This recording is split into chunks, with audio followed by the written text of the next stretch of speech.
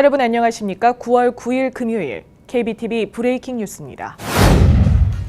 북한이 9일 정권 수립 기념일을 맞아 5차 핵실험을 단행했습니다. 역대 최대 규모입니다. 한국 국방부는 북한이 이날 오전 9시 30분경 함경북도 길쭉은 풍계리 핵실험장에서 핵실험을 단행했다고 밝혔습니다. 국방부는 현재 이번 핵실험의 위력을 10킬로톤으로 파악하고 있습니다. 지난 1월 6일 4차 당시 군이 파악한 인공 지진 규모는 4.8, 위력은 6킬로톤이었습니다. 한편 북한은 핵실험 4시간 뒤 이를 공식 확인했습니다.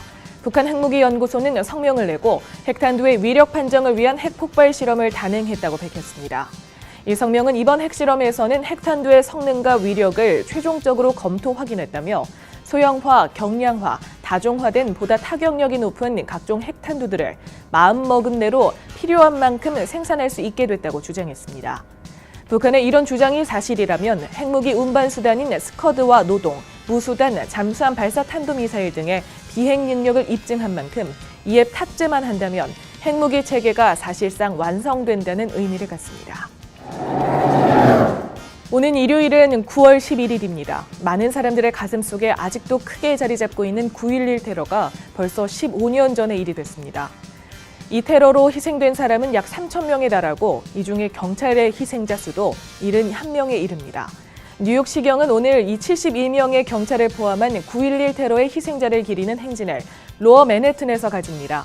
행진은 주코티 공원에서 뉴욕시 경찰 기념비까지 이어질 예정이며 정오에 시작돼 헌화식을 끝으로 마무리될 예정입니다.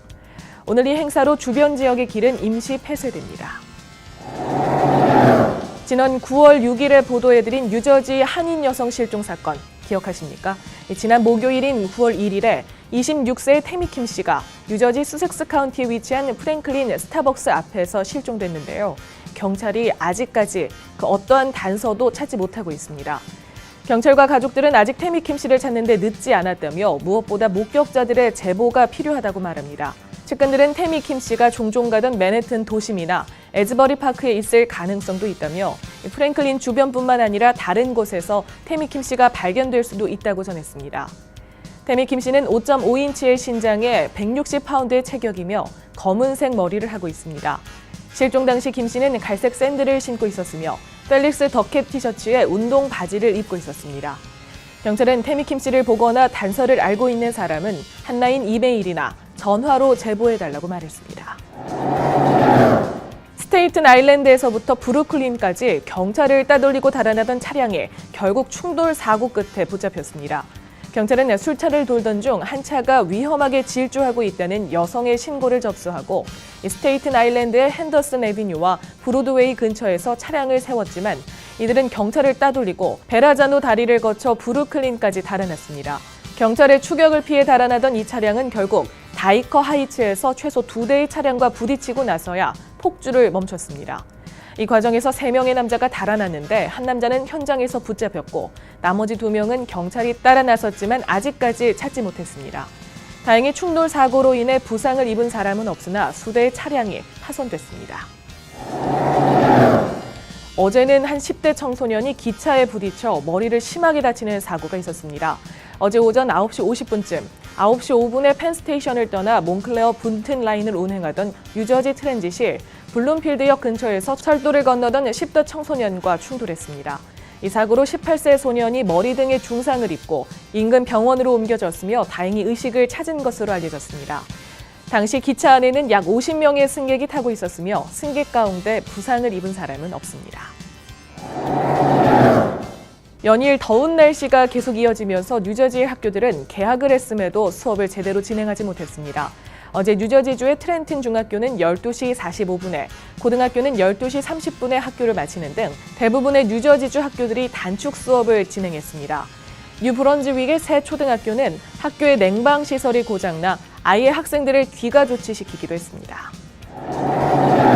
어제 오후 이스트할렘에 위치한 한 옷가게에서 한 남성이 90대 노인의 속옷에서 현금이 든 봉투를 빼가는 사건이 발생했습니다. 절도 피해자인 93세 여성은 7일 정오 116가에 위치한 한 옷가게에서 쇼핑 중이었습니다. 경찰이 공개한 감시 카메라 속 한 남성이 옷가게로 들어와 휠체어에 타고 있던 93세 여성의 부르지어에서 $600가 든 현금 봉투를 낚아채 달아냈습니다.